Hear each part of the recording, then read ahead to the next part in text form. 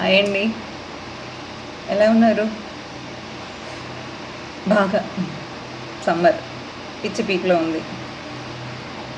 ఇప్పుడు ఎక్కువ కేర్ తీసుకోవాల్సిన సమయమే, తప్పదు. పిల్లలైనా పెద్దవాళ్ళైనా అందరూ ఎక్కువ వాటర్ కూడా డీహైడ్రేట్ అవ్వకుండా వాటర్ తీసుకోవటం మెయిన్ థింగ్.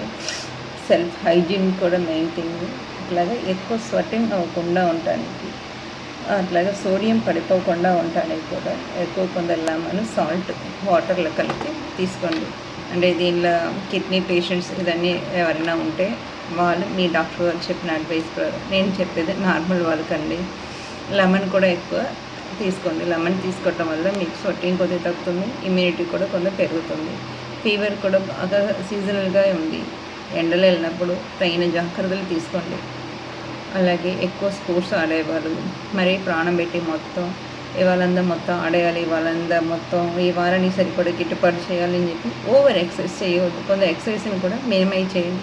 ఎందుకంటే ఇప్పుడు ఓవర్ ఎక్సర్సైజ్ అయినప్పుడు మీ బాడీ డీహైడ్రేట్ అయిపోయి సడన్గా కార్డియాక్ ఇష్యూ కానీ వేరే ఇష్యూ కానీ వచ్చే ఛాన్సెస్ ఉంటుంది.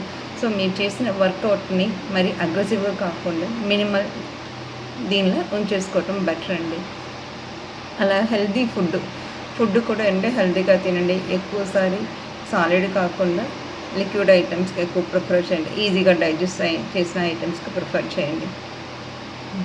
బయటికి వెళ్ళినప్పుడు కాటన్ డ్రెస్సెస్ యూస్ చేయటం, అలాగే గాగుల్స్ క్యాప్ యూస్ చేయటం చూడండి.